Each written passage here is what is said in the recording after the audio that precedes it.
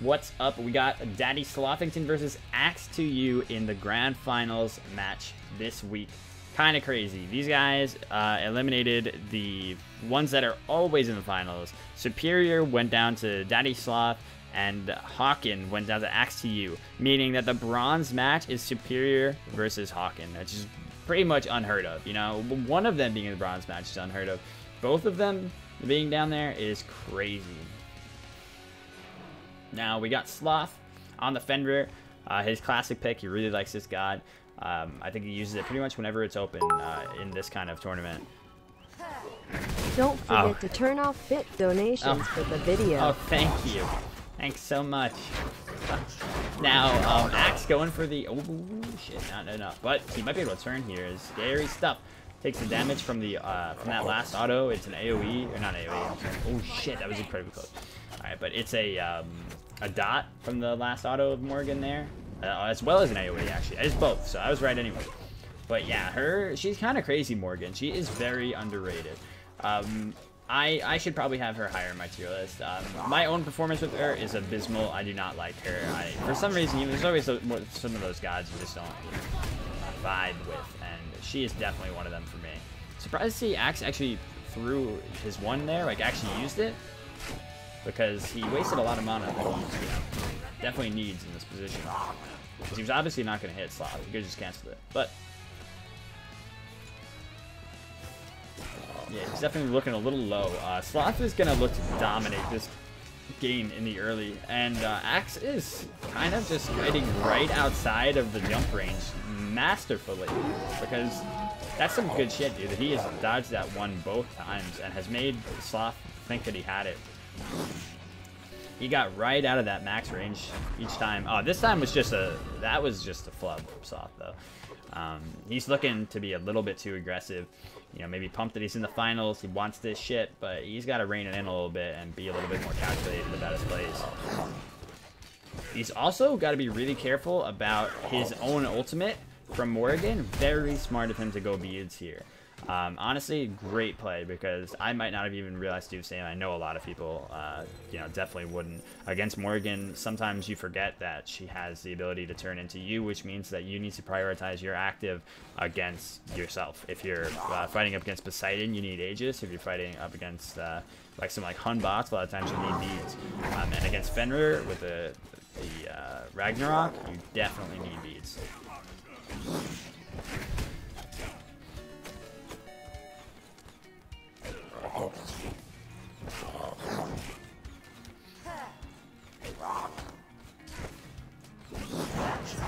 Here comes the big play from Sloth, but it's going to be thought up on no. He actually decided not to use his ult there. And actually, Axe doesn't have beads. So this big speech about needing beads, Sloth respected his own ult coming out of Axe more than Axe has respected it against him. That is very weird. I don't know how he plans to deal with the Fenrir ult with just this shell. Because she's not like a type of god that has CC immunity. She can't just like, you know, easily get out of positions with like a quick dash or anything. Not even like a Thoth, you know? She just straight up has to use her 3 and she can easily be... He should just ult her. I don't know that. Damn it. Ult her. Nah, but he's got to be careful too. At the same time, he knows she has a lot of damage to offer.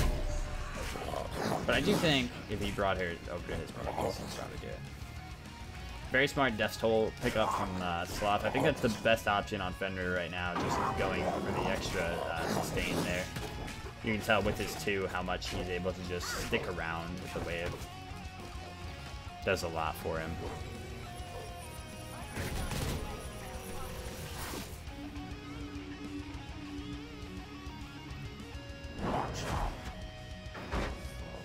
Bring me honor.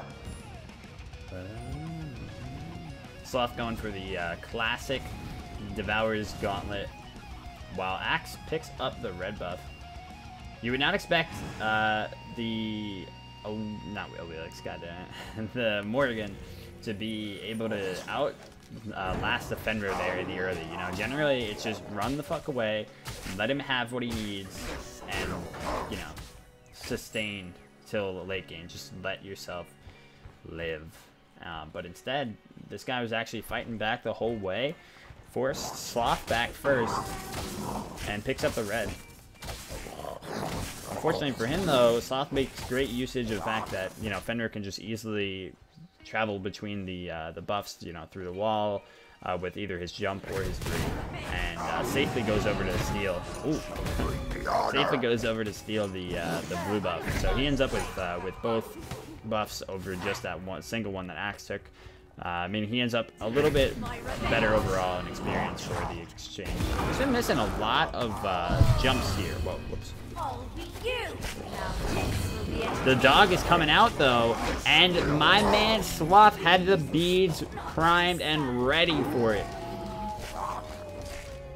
He caught her in a really awkward position there where she tried to ult as he bit her, but it did not work out. I don't know if like there would be some strange exchange with that. I feel like Morrigan's so weird that there must be some weird frames while she changes into the other god that like she is invulnerable or untargetable.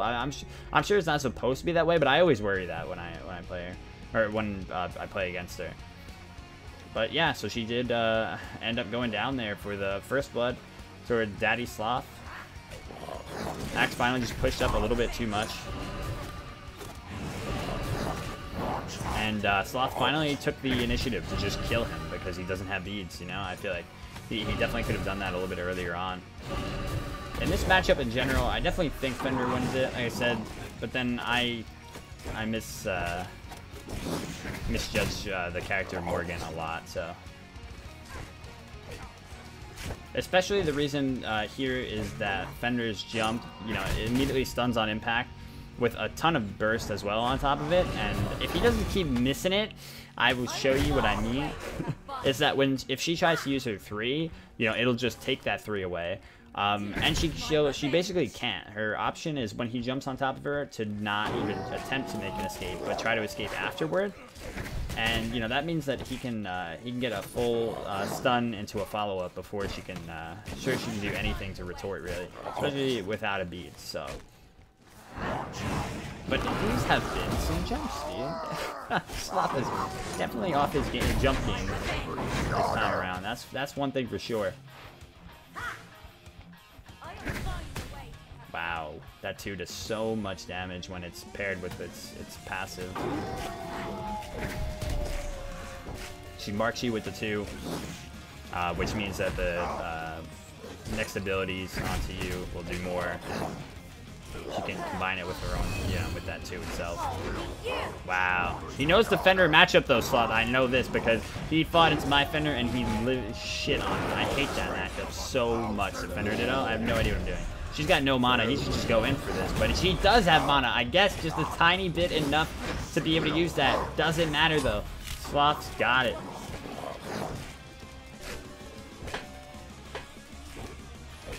Now this is a best of 3 match. So, you know, however this goes, we got enough matches until somebody hits 2 wins. Breastplate finish for Axe. He went straight into the defense, trying to, you know, mitigate the burst of the Fenrir early. But like I said, I think he's in a really tough position with this matchup overall. And Sloth, he knows how to play it, even though he might not be on point with his jumps. That last one was really good. He countered the 1 perfectly. As soon as that's another good interaction. You know, she has a long wind up for her stun, and during that, he can just jump over it and either stun her or, you know, just get the damage, or even just get away. So yeah, that works out really well for him. And this is the first time we've seen Axe really on the back foot this much. He's been tearing through everyone today. Like he's been looking incredible this match. Jabber said it was the hardest time he'd ever had with a Bob. Wow.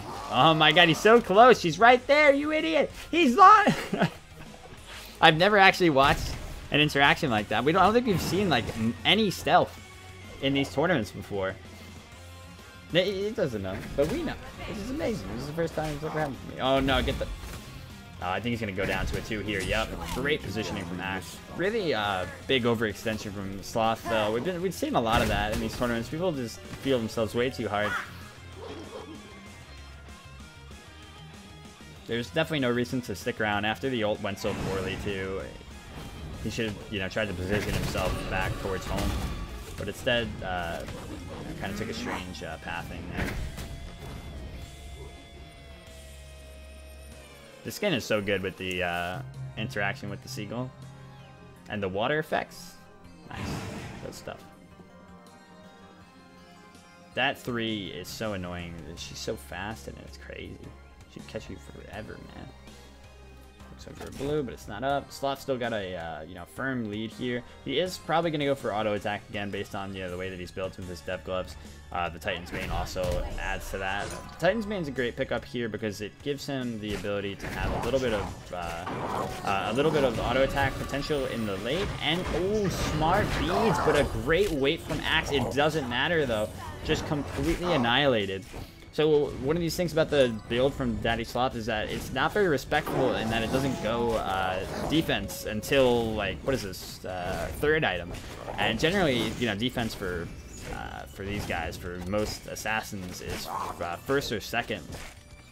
But this man waits all this time and gets a ton of damage online for it, though. I don't think it's the most optimal. I gotta say, like, that last kill wouldn't have happened if he had some defense, and I think he just could, like, brave it better if he went defense after the Devos. But, you know, it's a stylistic thing, and it's, you know, all the power to him. It's working, especially at least in this specific scenario. Nah, Axe still stealing things, though. Even if he's severely behind, he's still gonna steal his buffs.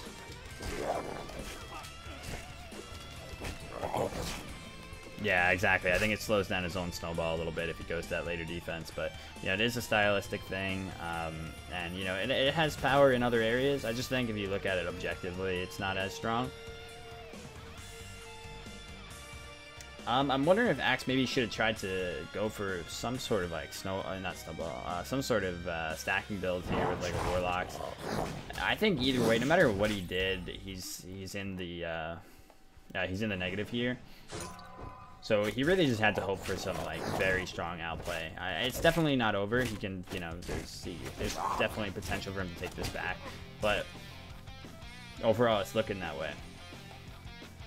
See what he goes into now. He's got the Obsidian Shard done, so you know, he's finally got a little bit more power under his belt. And now goes into, I guess, Bancrofts. Might be Book of the Dead. What abilities Morrigan's leveling? Yeah, let's see. He's leveling the 2, 1, and ult, which is pretty standard. I don't know if anybody levels the 3 instead. But while we are distracted, Deadly Dude, nah, I'm just kidding. Standard stuff. Fenrir goes over and takes the Bull Demon. Axe looks over at it, but unfortunately, there's no response. You know, there's no response that he could fathom. Good stun to be able to stop him from there, but I think she's got a dip here. She's gonna have another jump really soon. Nah, he's not looking for it right now, though. I'm surprised. I'm not sure why. He looks for it. Once again, does one of those strange game 1 of grand finals Daddy Slothington jumps. Oh, nice. Really, really good ult there. Just finally, you know, comboed efficiently, and these were available for Axe, but obviously he's way too far gone at that point. So that was just a done game. Great, honestly, pick by Sloth, and unfortunately for Axe, while I was excited to see the first Morrigan in the tournament, at least at at this level, did not pan out in this scenario. I don't think that Morrigan isn't as viable. Maybe not so much in an S tier tournament, but also against Fenrir. I mean, Fenrir's not even S. I just think Fenrir is just a great answer to her. Really good stuff from Sloth. GG.